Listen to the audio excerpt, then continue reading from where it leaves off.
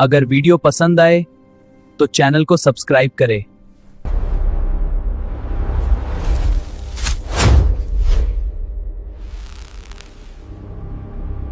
ये कहानी है एक आत्मा की जो एक त्रासदी से जन्मी थी और एक ऐसे सवाल की जो आज भी जिंदा है। 50 साल पहले एक बहुत भयानक जुर्म हुआ था और उस जुर्म की शिकार हुई आत्मा आज भी यही सवाल पूछती है। तो कहानी शुरू होती है लक्ष्मी से। वो एक छोटी सी झोपड़ी में रहने वाली एक गरीब औरत थी। गरीबी तो थी, पर उसमें एक अजीब सी शान थी और वो 8 महीने की गर्भवती भी थी।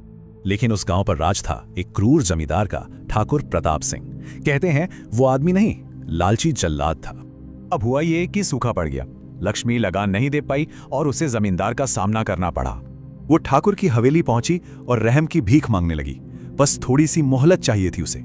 लेकिन ठाकुर को उसकी लाचारी में दया नहीं बल्कि एक मौका दिखा। उसने साफ मना कर दिया। फिर आई वो अंधेरी तूफानी रात। सत्ता और शराब के नशे में ठाकुर ने खौफनाक फैसला लिया।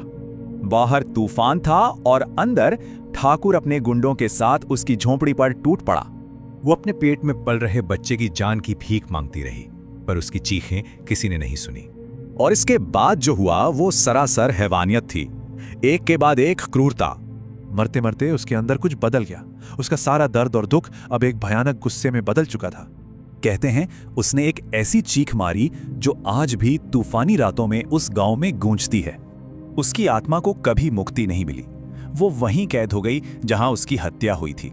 पर उसके कभी ना खत्म होने वाले गुस्से की वजह सिर्फ उसका कातिल नहीं है। तो फिर क्या है? वजह है गांव वालों की वो खामोशी।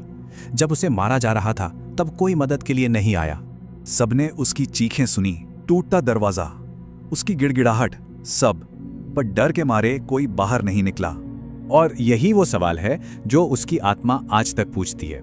यही उसके गुस्से और दर्द की असली वजह है। उसका साया सिर्फ ठाकुर के लिए नहीं बल्कि पूरे गांव के लिए एक श्राप है, उनकी इंसानियत पर एक सवाल। ये कहानी याद दिलाती है कि कभी कभी सबसे बड़ा गुनाह चुप रहना होता।